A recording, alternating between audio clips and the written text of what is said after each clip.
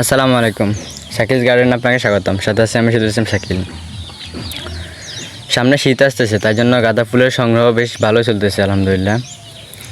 এই যে দেখেন, এগুলা গাঁদা ফুলের কাটিং, মাদার কাছ থেকে কাটিং করে নিয়ে আসলাম। এগুলা অনেকগুলা ডাল। এগুলা কিছুদিন আগে আমি রোপণ করেছিলাম। দেখেন সবগুলা শিকড় চলে আসছে খুব সুন্দরভাবে। এই যে শিকড় দেখেন। তো আজকে আপনাদেরকে দেখাবো কীভাবে গাঁদা ফুলের কাটিং থেকে চারা তৈরি করবেন। মাটি হিসেবে এখানে আমি নর্মাল মাটি এবং গোবর সার নিয়েছি, আর কিছু দিব না, যেহেতুগুলো কাটিং এরিয়া কোনো প্রকার সার ব্যবহার করা যাবে না।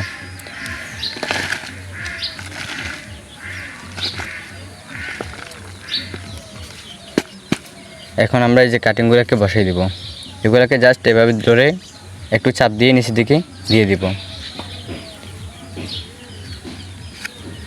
আমার টবের সংকট, সেই জন্য আমি একটা টবে অনেকগুলো দিচ্ছি, 4টা দিছি।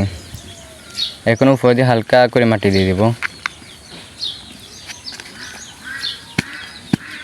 এরপর হচ্ছে সবগুলোতে পানি দিয়ে দিব।